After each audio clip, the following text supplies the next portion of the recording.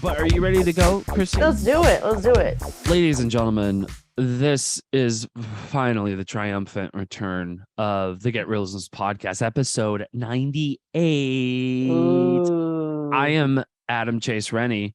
And I am Christine Chen. Welcome to spooky season, y'all.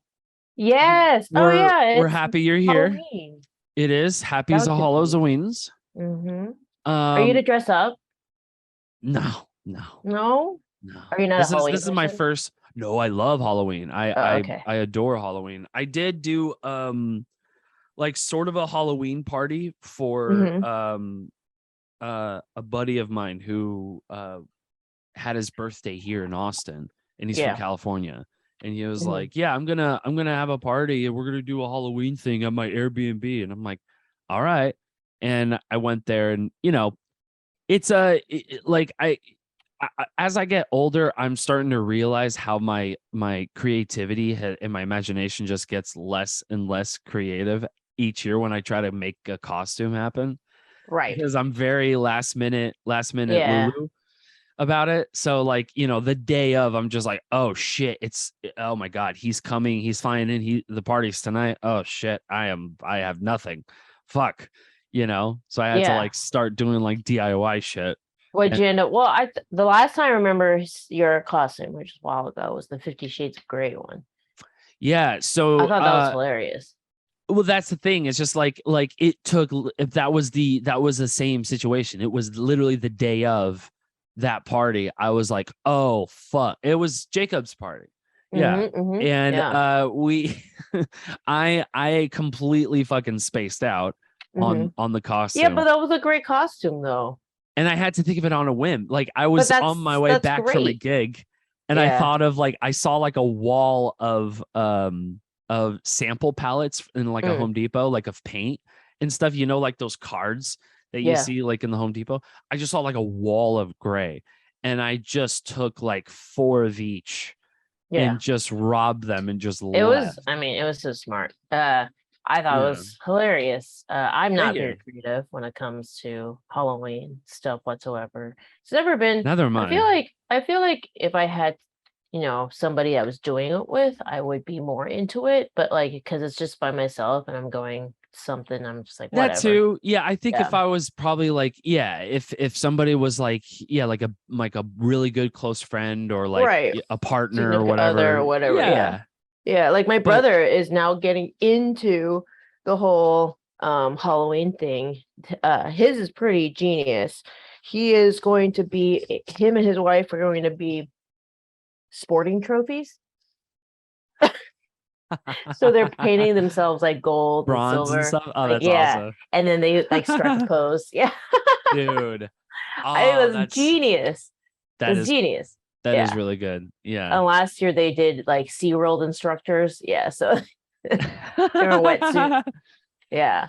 So he went all out for my nephew. My nephew has this Top Gun Maverick suit.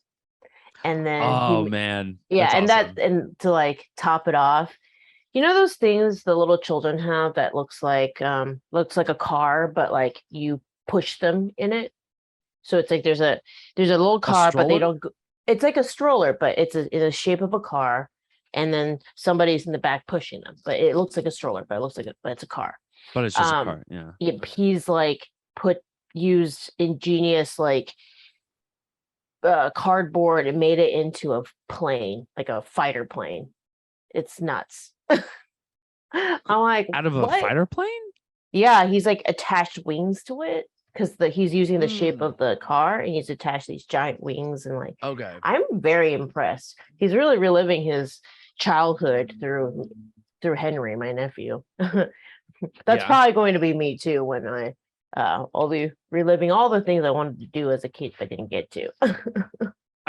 That's what kids are for, right? That's the whole reason why there's kids around, and it's even better when you're an aunt. When you're an aunt, you could be the fucking rad aunt. You know what I mean? You could just be hey, I know the neighborhood that gives out full candy bars. In fact, we're gonna rob each and every one of them twice. Yeah. Yeah, like you're gonna do the fun, the fun shit, Yeah. I've already missed. I was supposed to go to a Halloween thing, but I was on set, and I used to be able to like rally, man. Like, okay, we're done with set. Let's go do this other thing. I just can't anymore. What do you But mean? just to be fair, Yeah.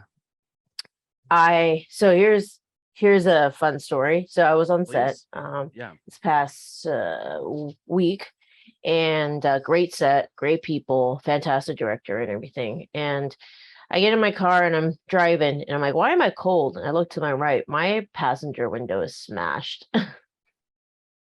What? Yeah, smash and grab. Man, LA is like, I've lived all of LA's, like in a matter of a few months, I have gone through the spectrum of like bad car problems that I've never experienced my 30 some years of life, It's just funny. So yeah, somebody smashed my window to grab some whole bag holdy thing that like I used to like put trash in and stuff. So they like just got a bunch of trash. But cool. Man, I had a smash and grab and they stole my backpack, and I had like I thank God I brought I was at a coffee shop, and this was in Oakland, California years ago. Okay. And I had a backpack like full of like because I was staying overnight at a buddy's house. So when I was at a coffee shop, I was like, all right, it's on my way home. I'm just gonna do this really quick. And I left my car and I left the backpack in there knowing I'm just gonna be in there. I just need the Wi-Fi to do something stupid with work. And literally not even 3 minutes later, I heard like a psh, and I was like, what the fuck? Like, that's crazy. Oh, my goodness. And Christine, it was like, it couldn't have been more than 2 seconds. That's all I'm going to say. It could have been more than 2 seconds. The dude was gone. He was nowhere to be found. I heard the crash, and then just 2 seconds later, I turned around and he was gone, completely gone. Damn. And I went around, I freaked out, started hyperventilating. I was like, I was all over the place. It was a brand new car. Got it like literally 2 days after I got the car. That fucking smash and grab happened. Shit. And I was so fucking mad, and I was so upset. And my backpack, thank God, only had like a change of clothes. I think like a couple of like video games that I'm like, I was a little bummed out, like my Halo game was there and that's gone. I'm just like, fuck, whatever. But it could have been worse. Thank God they didn't steal anything fucking valuable. Yeah, that's how I think about it too. Stereos. They'll like take car stereos. They'll just like, they'll fucking rip that shit from the dash. But like, not pre-installed radios like what I probably assume you have, like it's just it's not replaced. The souped up stuff. Yeah, that was really big in the 90s. People early 2000s even. Or was it early 2000s? Yeah. Oh no. Yeah, you're right though. It's the 90s through the 2000s for sure. And and then everybody stopped having them like after like 2008 when people like had Bluetooths in the fucking car and you could just plug in your phone and then you're done. Yeah. Yeah. But no, so big smash and grab and fuck, man, I'm sorry that happened though. It's all good. I'm carless right now, but it's in the Me too. in the oh great, look at us, twins. Yeah. But yeah, no, that totally destroyed my mood in terms of like going to any sort of event because I'm thinking like if I go then like my car literally can just go in and grab whatever. Not that I have anything in my car that's of value, but yeah, no. Well, so that was your car. Who knows? Yeah. Well, no, I'm saying like if you have like just a windowless like passenger side window, there's no reason for them to be like, all right, hot wire, get out of here, Exactly. Yeah, dude. Yeah, no, I'm with you. And that was the thing too. Like, I guess like I don't know if I'm just getting older, but like I like parties like after an hour and a half, 2 hours. I'm just like we are getting older. We're old now. I guess. Yeah. But I used to just be like, oh yeah, I could go like 3, 4 a.m. I'm fine. That's what I said. Like usually in the past, if someone were to invite me, hey, do you want to go and like party after your set? And like we ended at a reasonable time. We were out of there by like 8 p.m. Like that's reasonable. I would have been like, yeah, totally down. And then now I'm just like, my knees hurt. My feet feel like they're on fire. I want to go to bed. Yeah. It's really sad. Yeah. Yeah. But my roommate Roxy, as everybody knows, friend of the show.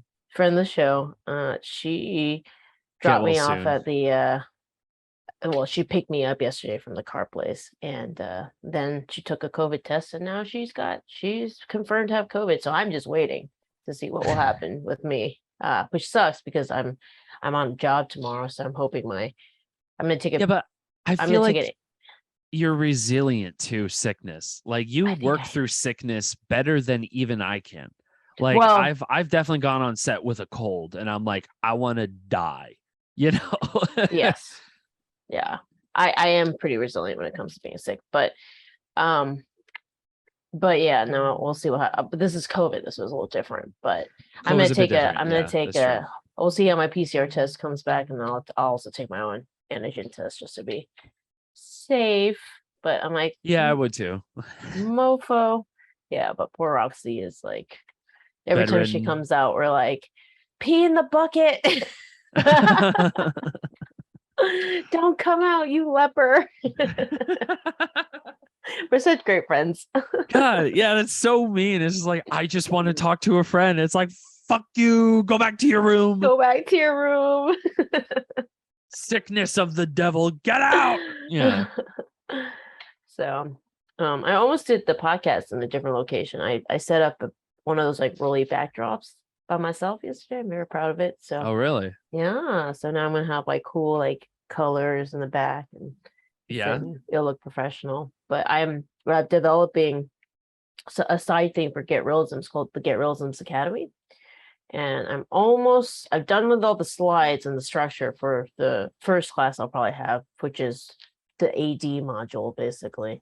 Mm-hmm. But now I had to do all the recording of like how to do stuff, but I go through step by step like how to be an AD basically. But I want to develop like a whole kind of like masterclass, but like for film. But because there isn't really anything that's very practical and specific that's out there besides film school really, or learning on the set. Yeah.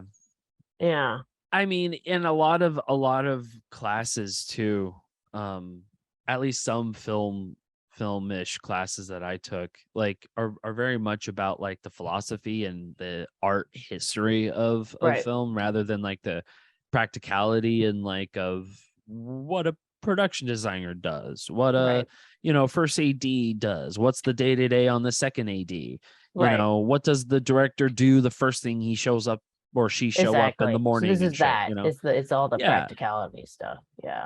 That's the shit I like. I mean, nothing against these like other masterclass stuff, but I did have a free thing of masterclass.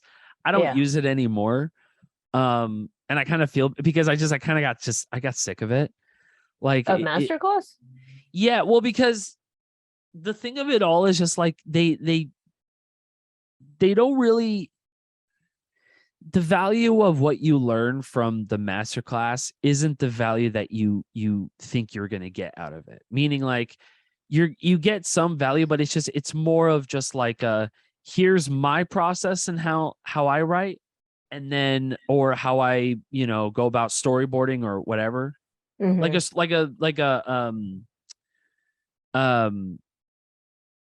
Like a Martin Scorsese masterclass.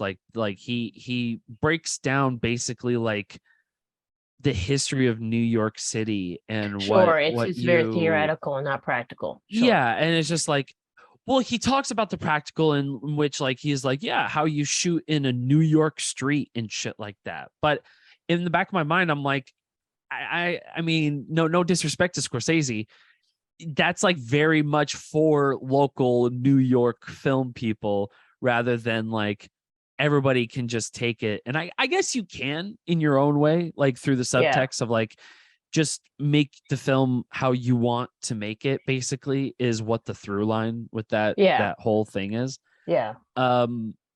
Which I agree, but like, again, like there's no useful practicality of just like, you know, like the basic understanding of a call sheet, basically, you know, like there's nothing of that, you know? Yeah. So I'm excited for y'all to, for you to fucking make a class that makes sense, a master class, if you will. Yeah. Get Reelisms Academy, y'all. Get Reelisms Academy. Yes.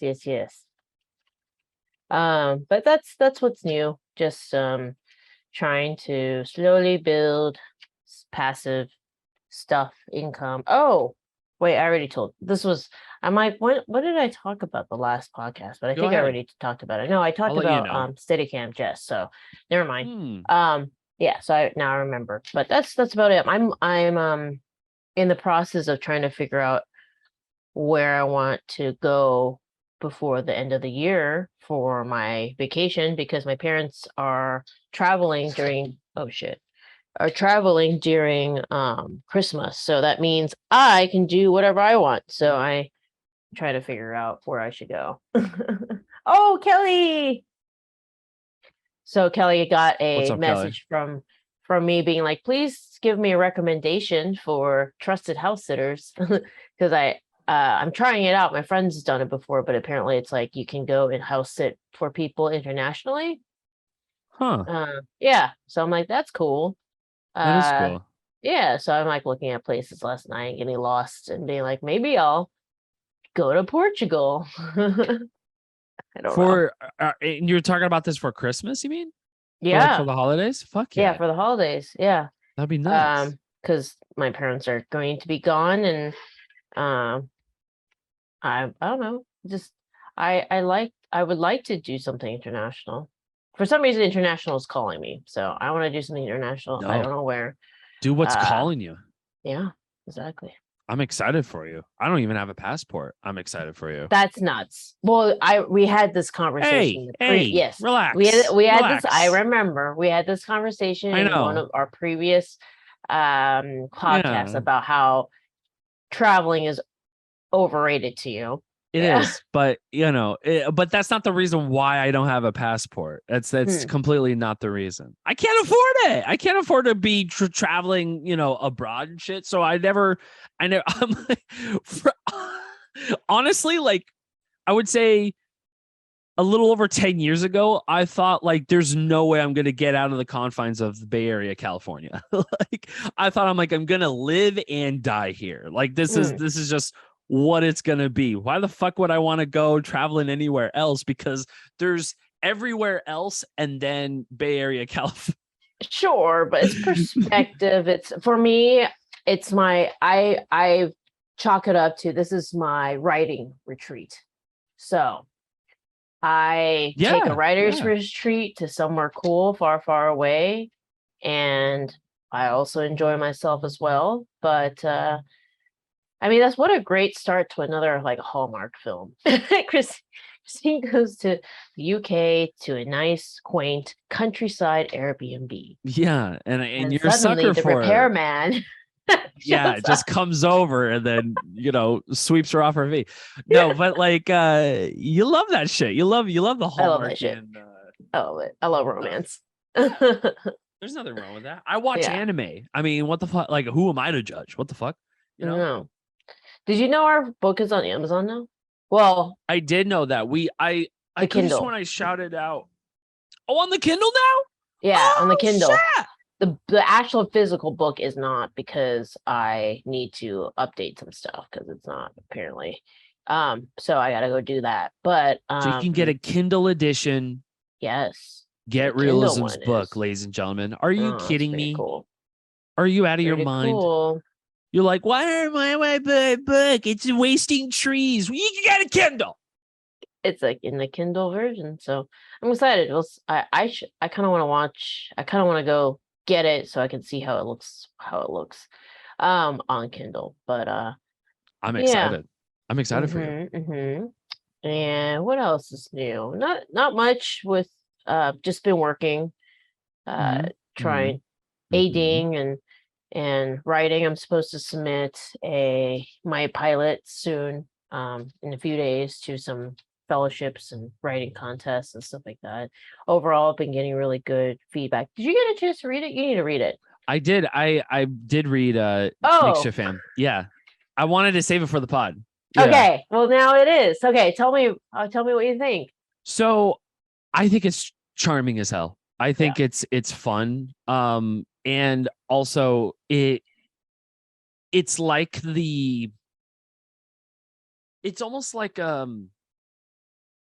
I don't know. It's like a history in you and your family, but it's also like in history and how far you've come, like narratively. You know what I mean? Like in terms of just like what you did for, like, before all this, like how well versed you were in comedy. The comedy speaks volumes in the script. And and it made me fucking giggle a lot. Like I think it's fucking awesome. I think it's charming as fuck, dude. Yeah. I love it. I'm so excited. And like I appreciate that, like, you didn't have to have like so much, I feel like, of media in terms of shows and TV. It's just like it has to be like an existential crisis. Not saying that there isn't an existential crisis in the pilot and stuff. There is, but like in a very like a charming, endearing way. Like it's there's something nice about it, that there's probably like high stakes, but not as high as like, oh, we're gonna sacrifice the blood of somebody else. It doesn't need to go fucking dark, is what I mean. You know, it's like 30-year-old problems, basically. Yeah, no. But that's what I love. Like, and also, I don't know if Kelly's still in chat, but we talked about She-Hulk, which is a Marvel TV show, and it's like the first like female-led like Marvel TV show, and it does deal with like day-to-day like real fucking problems. Now, with how goofy it is and how, you know, tongue-in-cheek it is, you know, you can take it or leave it. But it's kind of like what you sign up for straight off the bat from the first episode. Yeah. And that's what plays into this pilot, is just like, oh, you know exactly what the show is going to be about. Like, you know, like, well, not exactly, but you're like, oh, okay, we're going to go into some nitty gritty Asian American history here. You know, like this is what it's all about. The real family shit, you know? Yeah. I had a lot of fun writing it. I've been outlining it for a while in terms of like things that I know I wanted in there. But I didn't know how it come together. And then when this opportunity of this fellowship came up, which is CAPE, I'm like, okay, I just need to like buckle down and write this thing. And so I had the parts I had very clearly were like, there were specific scenes that I knew. Like the first scene was a big one. I knew that I wanted it rooted in holidays, because that was how the structure of my family was this makeshift fam took place where we rotated houses, and it always happened on some sort of major holiday. So I knew, and once my brother was married, he started to have these photos of himself with like everybody in matching pajamas and all this stuff. And I was like, that's such an American thing. It's something I deep down inside want as well. And so that's why it opens up on that like that little opening of like different white families, with white their families and their family photos, family photos and stuff like that. And because I'm pretty sure matching sweaters with the dog too. I'm like, oh dude, you see that? 100%. And and so, but I wanted to another visual that I had is I really wanted this continuous shot from the basement, because in Colorado basements are a big thing. So we would be downstairs in the basement doing our thing, and like all the kids are in line, and then it like rises up to what the adults are doing type thing. And totally. Just, I don't know. I see it very clearly what I want it to be. And I'm just glad that people, having read it, might have been fascinated by it. So I am, and I'm in too. Do you plan on writing like the rest the of it? Entire series? Yeah. I thought about it. I feel like I want to, but I've also heard that for shows, the best way to pitch is to focus more on the pitch deck rather than spend the time on the entire series. So that it's better to maybe arc out and build out what you think each of the episodes are going to be like from a high level perspective, and then pitch that and then go into, possibly write. Because the reason for it is that if people want, I think execs and studios and stuff want the option to have a war room, a writer's room, and to make it better or have some creative input into it. And when you have a full-on written series, it feels like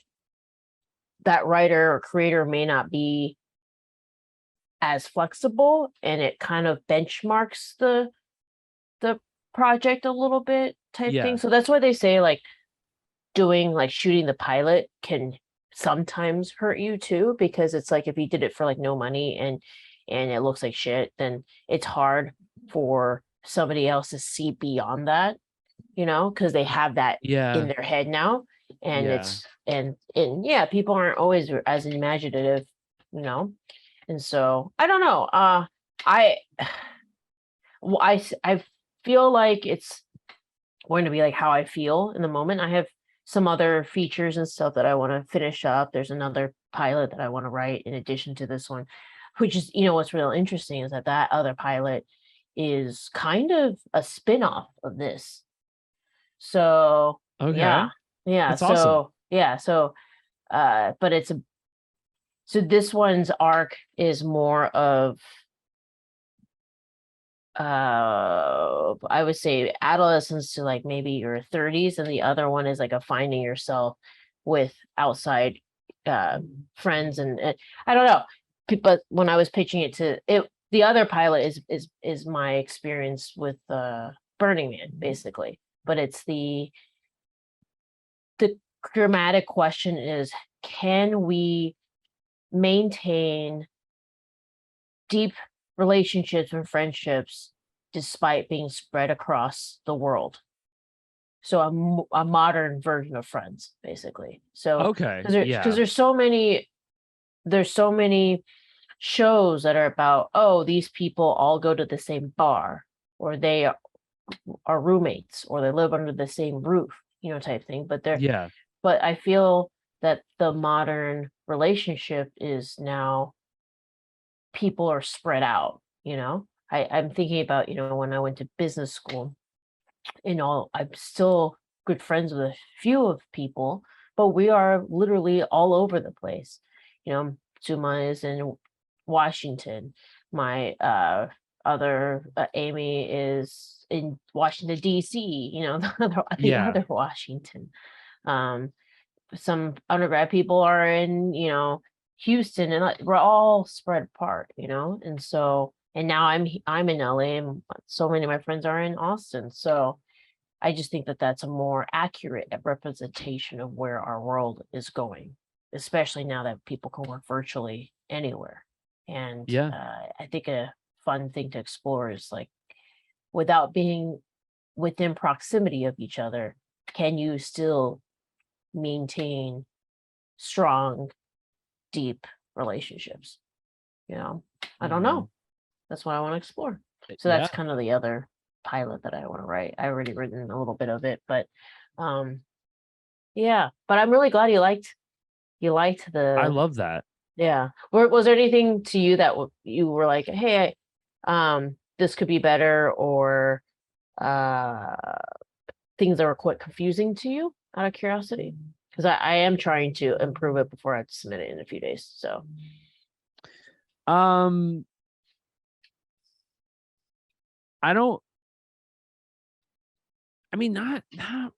like I wouldn't say like I have any, no, because I guess like I would have to reread it again, because I have to do everything twice, especially if I enjoy it, because like the first time is like I'm just enjoying it. Right. Like the first time I'm reading it, I'm well, I don't know if I'm blasting through it. I'm just like soaking in the experience, but not trying to be like dissecting the fucking matrix code of your script, trying to, you know, see the kinks and the whatever the fucks, you know, on the script. But I mean, like, I guess like I mean like it's no other than like definitely lean into the comedy. Yeah. Like I think the comedy works, especially if it works like in the family dynamic, particularly you and your friends. Like lean, because like the best possible example I can give is Reservation Dogs. Yes. Because it's all Native American and they're all like they're related to each other, but not by like it's like by cousins. Totally. You know, I love that show. Yeah. And I just finished season 2. It's fucking amazing. Great. But I loved it. It's like they know, like the reason why it's so genius with its comedy is because like they know however ridiculous it's going to be, if it works, because that's just how the family is, and sometimes it just doesn't make sense. There's inexplicable shit like in the show like that is probably like only Native American families would understand. Right. However, the comedy still works. It still works for us dumb white people. So if you still have those jokes and you still like, you know, bang them back to back to back, especially if it's like however inclusive it is to Asian American like family culture. You know, I want to dissect you can make it work, you know, on a universal way. Because I agree. I think well, it's interesting because my Roxy, me, and Casey have watched that show, and I don't know much about Native American culture. Neither do I. Yeah. And the phenomenon that I've experienced, and I'm sure a lot of people who were watching who didn't know as well, would be we would think that's funny. I don't know why it's funny. Let me look up what significance of whatever they portrayed and what it is. And they educate themselves. Yeah. Exactly. Yeah. So like the owl, for example, like where it was blurred out. Right. Like we went and like looked it up to like understand like what does that mean? Or like the deer. It's disrespectful, woman. Right? To the Native American tribes or something like that. Yeah. There's superstition. Superstition. So, right. Yeah. So it's like the owls can look into your soul or like or whatever. Yeah. That's awesome.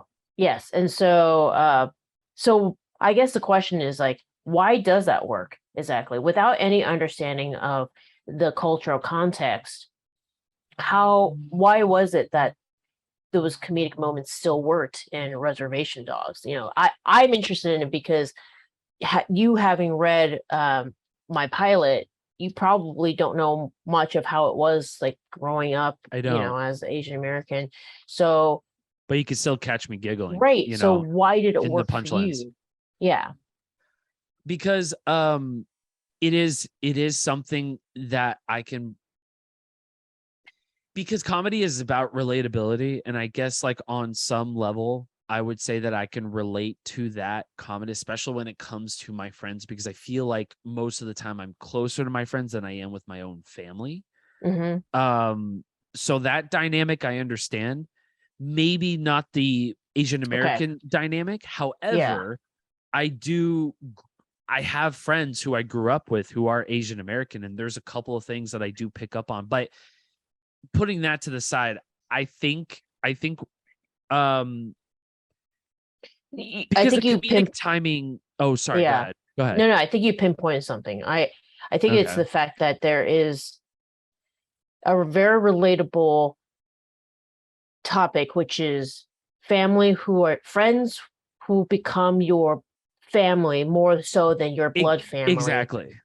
And that is so relatable, and that the situations that help to build that all become fun and relatable despite not having maybe the cultural awareness of the situation, right? Yes. Is that essentially what you're saying? Totally. Yeah, that makes perfect sense. Yeah. Because my dad was also very expectant of me to become something better than he was. Because and that's what I sort of relate, because like my dad like very much was just like, filmmaking, okay, well, how about you go get a backup degree, like maybe in business or something, just in case this doesn't work out. So and my dad did that, but there's one scene, I don't want to spoil it because like it's a really treasurable scene.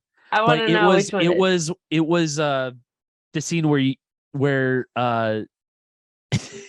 where your dad asks you to play the piano and judges you because you couldn't play, but this was the best part.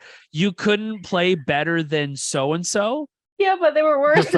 But they were way worse.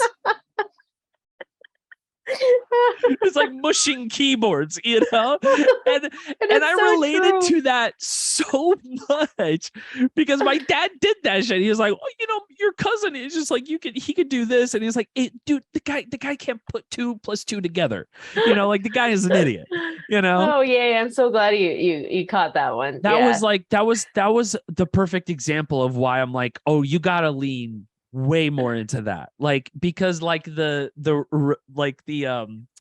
reveal of that and just the comedic timing right afterwards is impeccable, and it definitely reminds me of Reservation Dogs in a way. Cool, because that's been so I would say Reservation Dogs was definitely on the list. Never Have I Ever was also a very big inspiration. You probably have seen it as like a teen Mindy Kaling film about in Southeast Asian, so Indian. Okay. It's Never great. Have I Ever. It's very femme, but it's I love the writing, and To All the I Boys do like I Mindy Loved Kaling Before. though. Yeah, I love Mindy Kaling. So it's that that vibe for sure. Yeah. So that's cool. I'm glad that you caught that part. A lot of people just thought it was hilarious. Yeah. And so it was fun because it sparked the conversation of like what was real and what was not real, you know?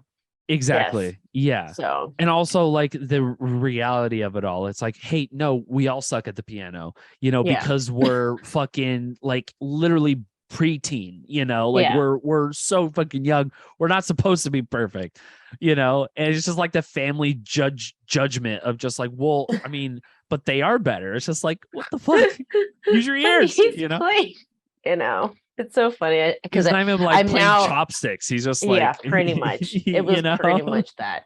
Yeah, it's funny because like in the moment it wasn't funny, you know, then, but now I'm able to step outside and be like, dude, like we were playing like Beethoven, something that like college kids were playing, and like literally my friend Eric was playing like this thing from the Disney soundtrack, and my dad was like getting on me about how I missed a few notes, and I'm like, did you see that guy? But I didn't know any better. I was like, oh yeah, no, I'm just awful. Yeah. And that's what I like about it. It like it doesn't show like the like the shoehorned version of that, you know, like there's no like, it feels like organic where it's supposed to pace within the pilot, you know. Great. It doesn't feel like this is like a throwaway scene, you know what I mean? Like in certain shows, certain movies, you see a scene and you're just like, what the fuck was the point of any of that, you know? But everything plays and it all like threads together like very nicely, especially for a comedy. But like that's no stranger to you because you've done comedy fucking tenfold. You know? So no, it's I've been leaning into the comedy aspect. I'm realizing that I really love writing comedy. Like I really love it. I just love shooting things that are rooted in dramas. Hence, I think having seen so much of Taika Waititi's stuff lately, I'm like, that's the style that I want to do. Like I love Our Flag Means Death, hilarious. That's a great show. Yeah, great one. And then I love Reservation Dogs, and I'm now watching What We Do in the Shadows. Hilarious. Yeah. I love the show, but it's one of my top few favorite movies. Like the movie version that Taika Waititi directed. There's a movie version. Yeah. Oh my God. Yeah. And it is just, it is a comedy school of comedy ass comedy. Like it is like, if you want to learn comedy and the subtle nuances, especially as a filmmaker, fucking What We Do in the Shadows, and even like his first one, Boy, his first film, one of his first films, is an excellent film. Which one was it? There was one that he did in New Zealand called the elder people or something, or the Wilder People, Hunt for the Wilder people. That was the first thing I Hunt for the Wilder People. That was the first thing I saw by him. And that's a great fucking movie. Heartbreaking too. Like so fucking heartbreaking. Film. Yeah. But that was what for me made me realize that he existed. Yeah. Oh really? Yeah. Mm-hmm. It was What We Do in the Shadows for me. Like when I saw that in the theater, and I was like, this, and I was like, because this was, you got to this was like just a couple of years, I want to say, after Twilight Breaking Dawn. Yeah. As a dude who like read the books, I was just like I was vampired out. I was like, I can't do another vampire film. Like if I watch another, I'm just gonna fucking freak out. But cool. I didn't know there was a whole film on that. I need to watch that. Literally the one. Yeah. The Hunt for the Wilder People was the first time being like, who the F is this guy? He's awesome. You said Boy is good. I've never heard of that. Boy is great. It's one of his first. It's it does deal with Maori indigenous culture in New Zealand. Okay. I'm looking, and it's just it's funny. It's hilarious. Okay, I was totally going to watch that. It's just about a boy who just loves Michael Jackson. You know, he just wants to meet and be Michael Jackson one day, you know? Yeah. It's such a sweet, but like fucking heartbreaking movie, you know?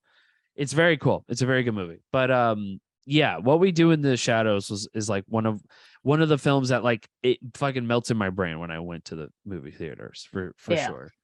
Like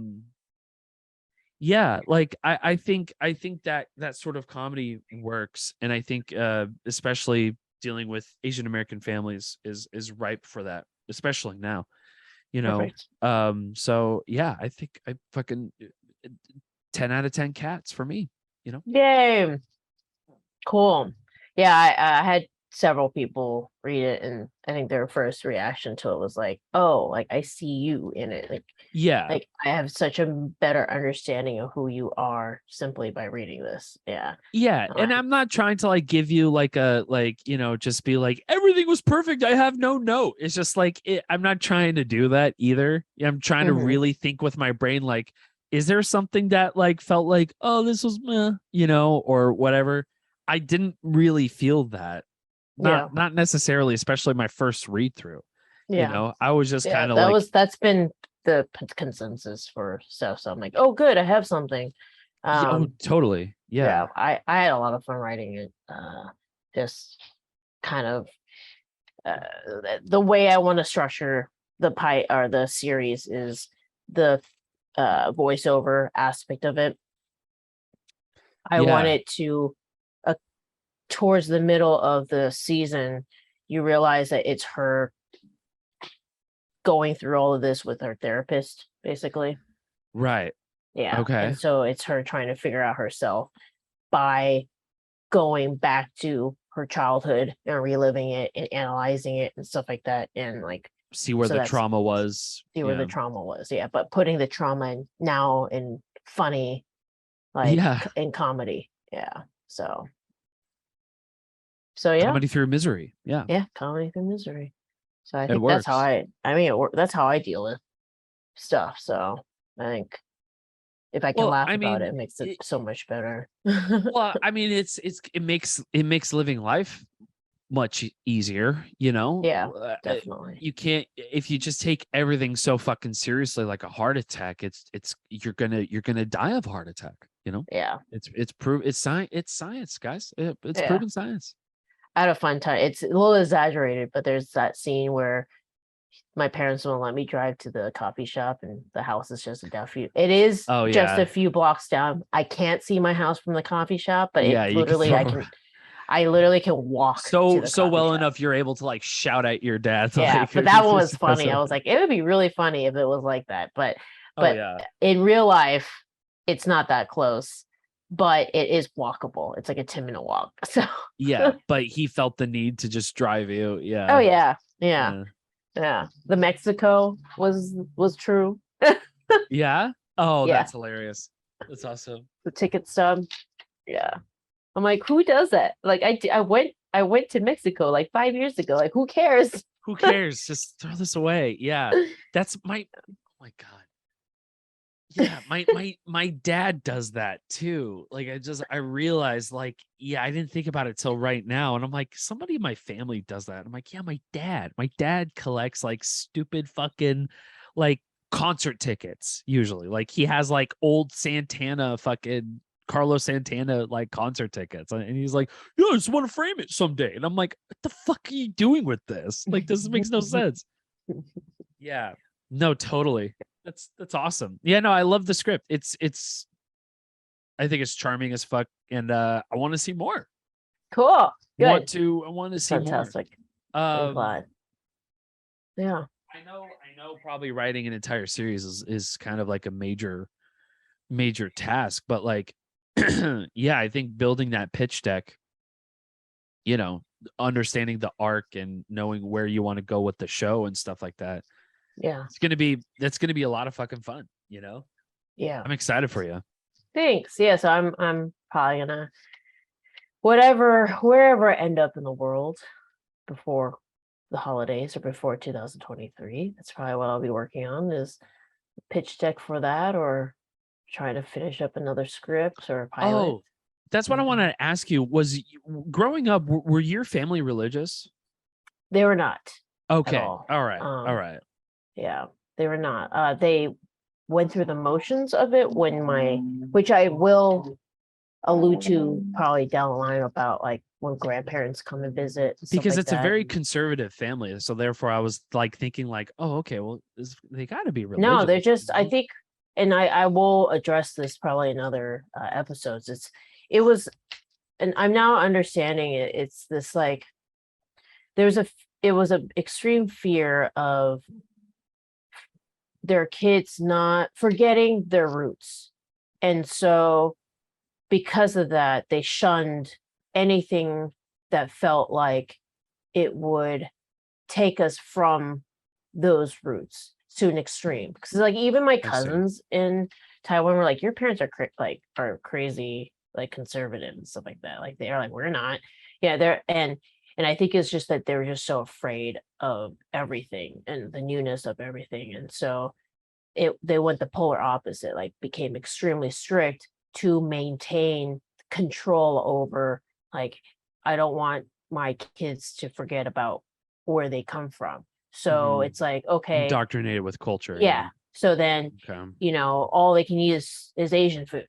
Right. So going extreme. Right. And I don't want them to become a bad kid. I heard that classical music is good for you. All we're going to listen to is classical music, So it's just like this extreme.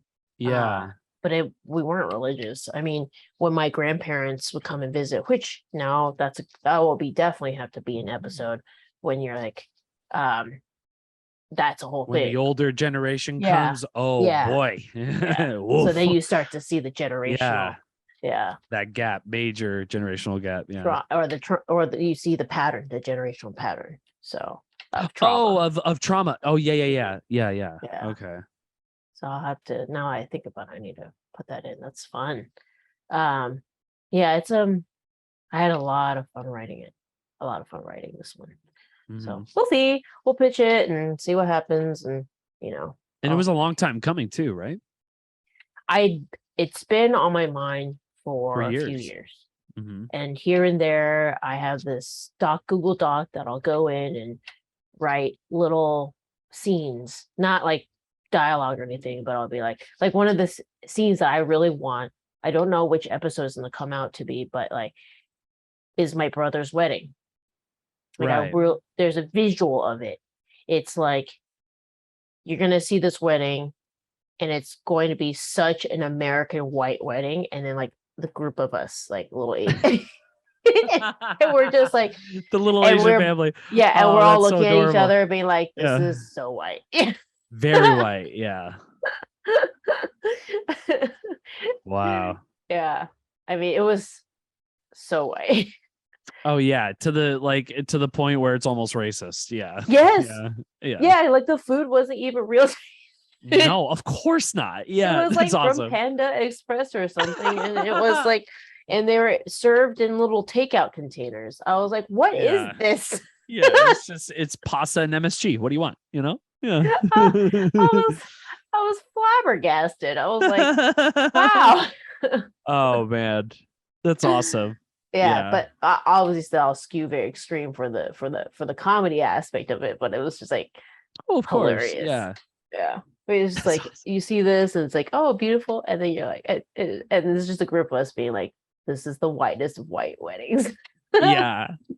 I think Eric, and then all the white people is like, how fucking diverse are we? Yeah, how cultured are we? Oh, that's awesome. I love that shit. Yeah. When the white people get like a pass, the diverse POC pass, you know, person of color. So cultured right now. Oh my god! How progressive are we? You know? Oh, I need to write that down. Yeah, exactly. How progressive? That's exactly what it would be. Have someone be like, "Look, we're just like really progressive." How progressive? We're attuned to the culture. That's why we celebrate with Panda Express. Oh my gosh, I love it.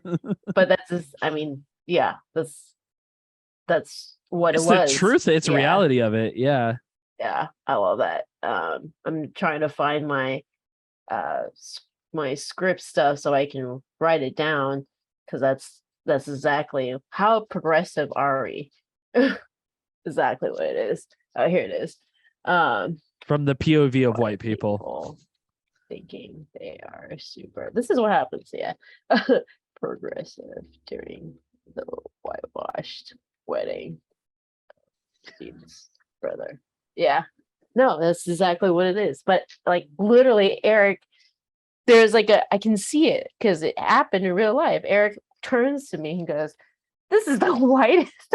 The whitest shit I've ever seen in my life. God damn it. He's like, good for Chris. Great for Chris. Yeah. That's awesome, dude. That's so funny. So funny. Whitest. What? But I want that to be in it. And totally. Then another scene that I want is a call to the pandemic. Right, the opening shot would be basically the Zoom, but several people over Zoom, but they're all like faces and ears and like incorrectly done, and then people, you know, looking at and being like, all right, is everybody here, everybody ready? And then like there's a moment of silence, and then a terrible like song pops up and they start karaoke. Yeah, because that's what my parents did during the pandemic. They said every week they had a karaoke Zoom. I thought that is the most amazing thing I've ever heard. Wow. A karaoke Zoom. That's wild. Yeah. Because the delay must be fucking horrendous. Yeah. Everyone's out of sync, you know, and then there's audio lag and shit. Visual lag. Oh god. Oh man. It's like an ADHD nightmare for me. Mm-hmm. Yeah. So, but yeah, there's so many visuals of things that like I really want to do. So yeah. But I'm just glad that you could feel it in the pilot. So. I see it, and it's funny too, because like I feel like there's not enough of that.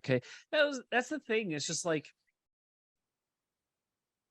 I read something on Twitter that really fucking it bothered me. It fucking bothered me so much, and it was like it's on film Twitter. So of course, like film Twitter, sometimes it's just like I want to rip my head off. But there's this one dude who it just like like didn't ruin me, but like for a few minutes I was thinking about it and I had to write about it in my journal like a fucking 16-year-old teenage girl. And I read this tweet and it was like, there are no good comedies nowadays. And I'm like, you are so far off the beaten track. Like you are on Mars while we are on Earth. Like you are out of this fucking world. Yeah, you are out of your mind. Where is this person? There's so much good comedy out there.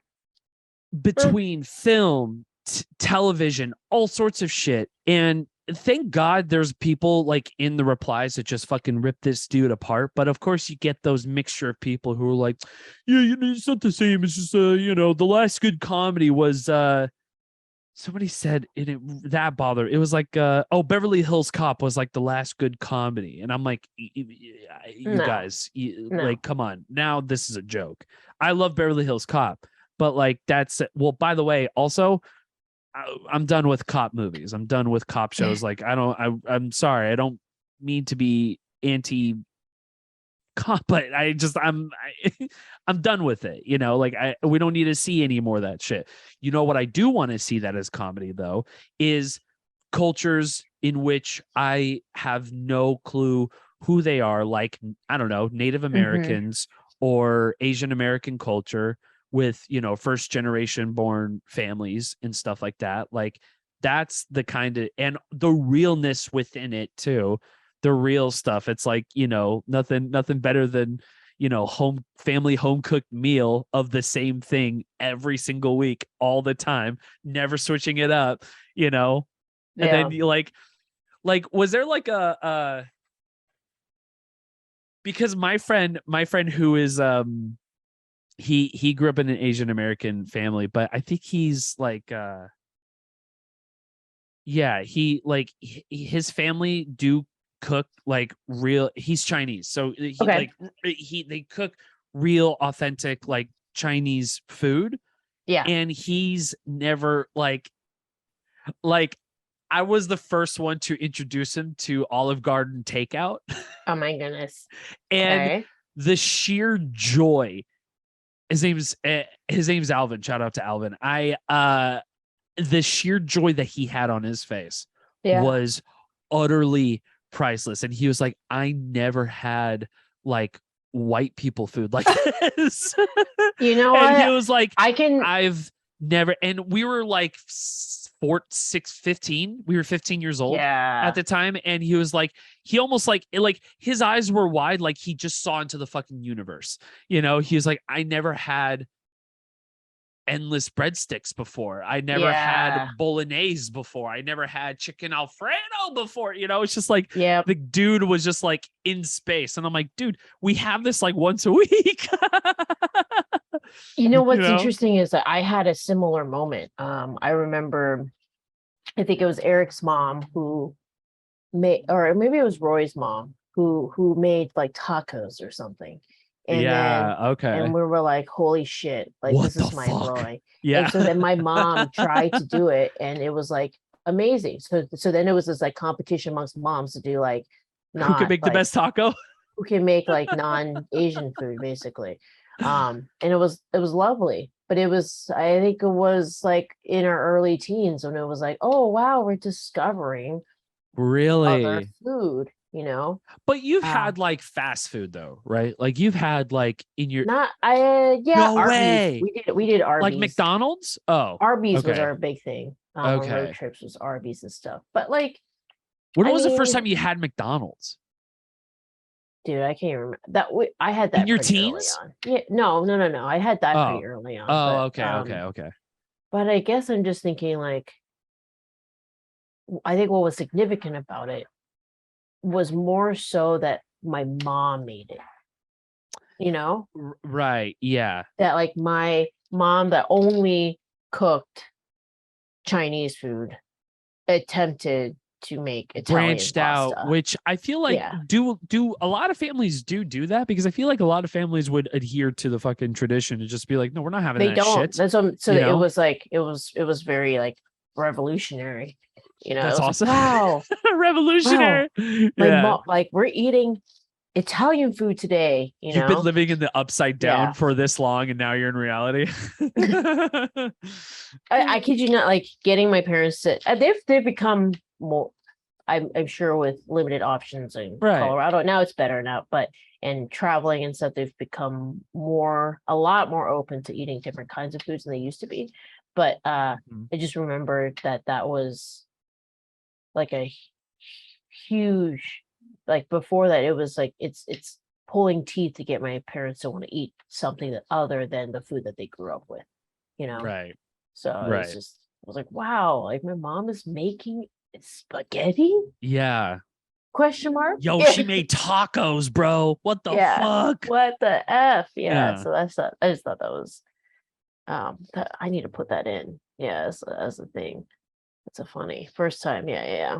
It blew my mind that my friend who I go to school with, and he's just a regular dude like you and I and stuff, and he is just like, I never had Olive Garden before, and this fucking melts my brain.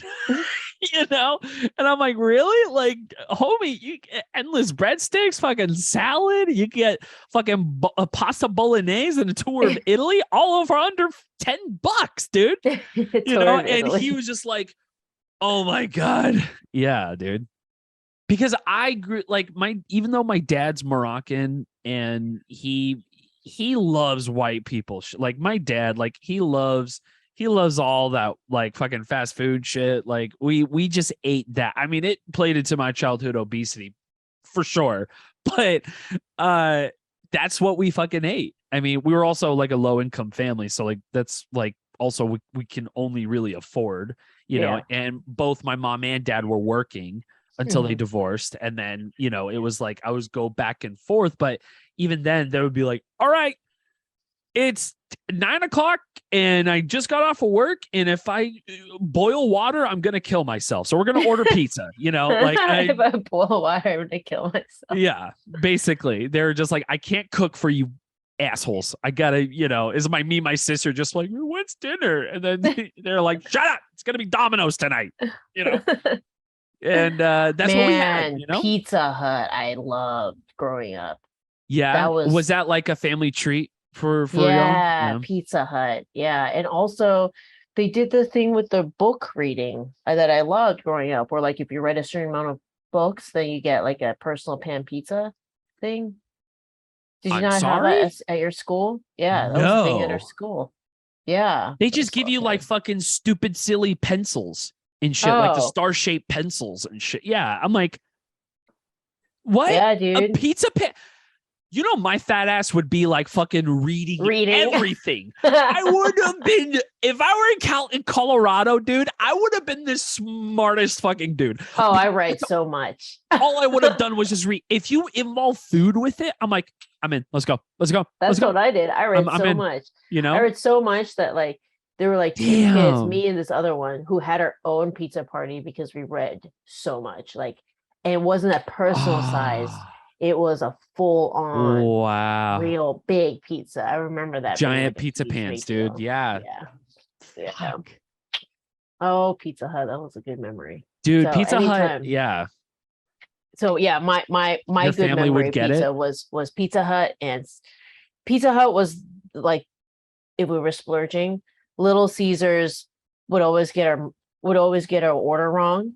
So I have great memories of like, we order something, but then like we get like random shit on our pizza that we didn't like. Yeah, we didn't order. That was my memory. That sounds like Little Caesars. Yeah, that was me too. Yeah, I would ask for extra cheese. I'd put like extra olives and shit. Yeah, I'm like, something weird. Damn it, fucking assholes. This? Yeah, yeah. So yeah, but man. So you would have that like once a month, once a couple months, once a year. God, if it's once a year, I'm so sorry. I need to ask my brother. I don't think it was once. It was pretty. So it like was not frequent. Month. Oh, it was pretty frequent. Yeah. Oh, okay. I'm trying to. I need to ask my brother about that. Some certain memories are kind of blurry, but those were good memories. Because like that's like the night when you least expect it too, right? It's just like, hey, we're gonna switch it up. We're gonna get some fucking Pizza Hut. You're like, Holy shit. Yeah.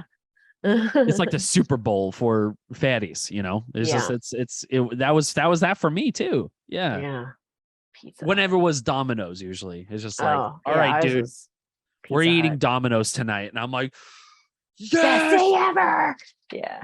As a fat boy, dude, that was like my and I had like my Xbox, my original Xbox, and like got a 2-liter of Coke, and I was just like, there's nothing in my adult life will ever be as good as this. And I shit you not, I still think about that. All the good times back in the day. Dude. Yeah, just getting like massive heartburn when I'm like 11 and shit, and just playing video games that increase my heart rate and shit. Man, life. It comes at you fast, but sometimes if you stop to look around, you might miss a few things. That's a quote from Ferris Bueller. Yeah. Oh, has it been an hour? Really? Yeah. Holy guacamole. I gotta go study a script that I hopefully will be directing in April. We'll see. April. Wow, that's a far away. That's crazy.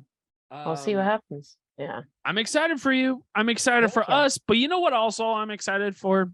I'm excited that Get Reelisms now is finally available on Kindle or physical copy. If you aficionados are like, I'm more of a collector. I'm a collector man myself. I have the first edition Get Reelisms book here. I have the second edition and the first edition and the very original. Once I get y'all's signatures, once I get Jason, Kelly, your signature on this, this is gonna sell for $100,000 easily. You know, 5 years. You know, down the line. This is for sure better than cryptocurrency. So GetReelisms.com. It's an NFT. It's a physical NFT. GetReelisms.com, ladies and gentlemen. Get your book, please, right now, or get it on Kindle. Get it through Amazon. Oh my goodness, get it digital. Let's not play around, everybody. Okay, GetReelisms.com. UrsleyFilm.com for all the previous episodes of the podcast. You want to check out Ursula, a killer mermaid film that's also sweet and funny and charming and dramatic and heartbreaking and all that stuff combined into one. Are you kidding me? That's in a movie? Yes. It's called Ursula. Please. Yes. UrsleyFilm.com. Halloween is spooky. You should. It's timely, and if you're with some girlfriends who want to relive the craft, you should definitely check out. Or first date suggestion, you know, if you want a movie night, some sweet movie night, and you're like, hey, how do you feel about a feminist killer mermaid? Your date's gonna be like, yeah, you're dummy. so woke. Duh, yeah. And by the way, let's get married tonight. You know, like that's amazing. So please, ladies and gentlemen, do yourself a favor this Halloween. Get UrsleyFilm.com, rent it, enjoy it with friends, whoever. And that's about it. We ran out of time. We ran out of episode. GetReelisms.com. Get Reelisms Podcast is going to come back hopefully next week. If we're not, we're going to try our best. You know, we'll try our best. We work in the industry. Shit just happens. Shit happens. And then you wipe. That's what my mom said when I grew up. You know, shit happens and then you wipe. That's it for me, ladies and gentlemen. Speaking of shit, I gotta take one right now. All right. We gotta wrap this up. Thank you guys so much. 10-2 all the way. We love you guys. And if you don't know what that means, definitely get the book. Get the book. No Come kidding. on. You want these inside jokes? You gotta come on. You gotta cough up the cash and get in here. Come on. So that's it, ladies and gentlemen. Thank you so much for watching. We'll see you next week. That's it, Christine. That's it. That's all, folks. We're leaving. Goodbye.